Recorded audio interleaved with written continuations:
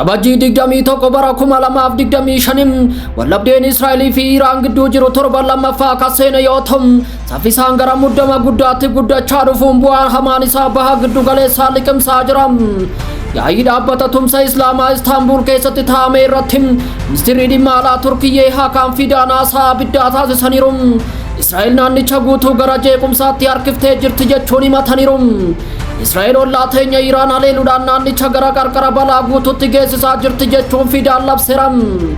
Rakkoo Falastiin, rakkoo Libaanos, Sooriyaa, Yaman yookiin Iraan osoo hin taane rakkoon jiru Israa'el jechuun Israa'el gufuu naannichaa ta'uu himaniiru.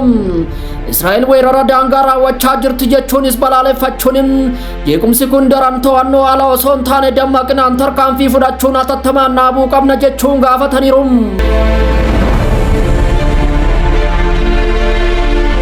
Michi ministeera Qatar Sheikh Mohammed Al Thani gama isaaniin Istaanbulitti ministeera dhimma alaa Iraan Abbaas Argaachii waliin mari'ataniiru. Gochi Israa'el kun abbaa biyyummaa Iraan fi seera idil addunyaa kan cabseedha jechuun yakkaniiru. Qatar wallabdee hir'isuu fi dippiloomaasii deebisuuf tattaaffii cimaa gochaa jirtis jedhaniiru. Gama biraatiin ammoo ministeerri dhimma alaa Iraan Ameerikaa waraana kana keessatti hirmaachuun addunyaa guutuuf baay'ee balaa guddaa qaba jechuun akeekkachiisaniiru.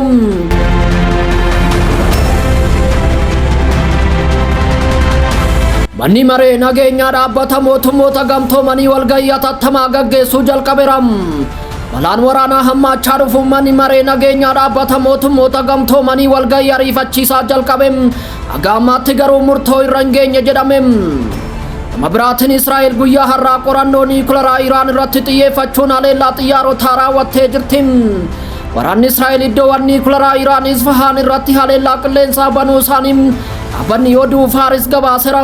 Niitisaa Israa'el bu'uuraalee waraanaa irratti kan xiyyeeffate yoo ta'u kunis kompleeksii qorannoo niikuleeraa Iraan fi miseensota olaanoo eegdota warraaqsaa kan adamsu ta'uun himameera.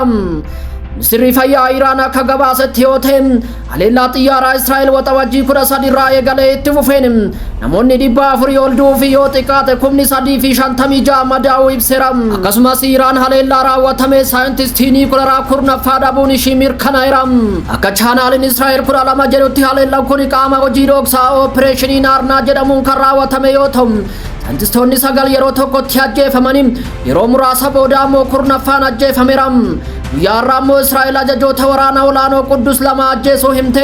Isaan keessaa Saayid Izaadii hoogganaa koorporeeshinii Falastiin mana jireenyaa Qoom keessatti ajjeefame.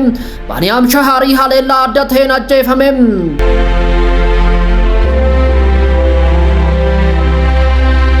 Iraan deebii misaa'ila baalaastikii fi haleellaa diroonii Israa'el irratti raawwatteen deebii kennite. Guyyaa har'aa dirooniin Iraan hedduun naannoo qilleensaa Israa'el cabsuun buufataalee waraanaa Israa'el magaalota hedduu keessatti argamu barbadeessaniiru. Haleellaan misaa'ilaa fi diroonii Iraan raawwatteen lammiileen Israa'el 25 kan ajjeefaman yoo ta'u namoonni 2500 ol madaa'aniiru. Lakkoofsi namoota du'anii baay'ee dabalaa jira. Dippiloomaasiin fashalaa'eera. Akkasumas balaa waraanaa naannoo guutuu guddachaa jira. Pirezidaantii USA Doonaald Tiraamp Ameerikaa wallabdee kana keessa seenuu fi dhiisuu ishee torbee lama booda beekama jechuun isaan yaadatama. Haa ta'u malee keessa beektonni akka jedhanitti USA waraana kanaaf waan qophoofteef dubbiin torbee lama sa'aatii yookiin guyyaa muraasatti jijjiiramuu danda'a jechuun sodaa isaanii ibsaniiru.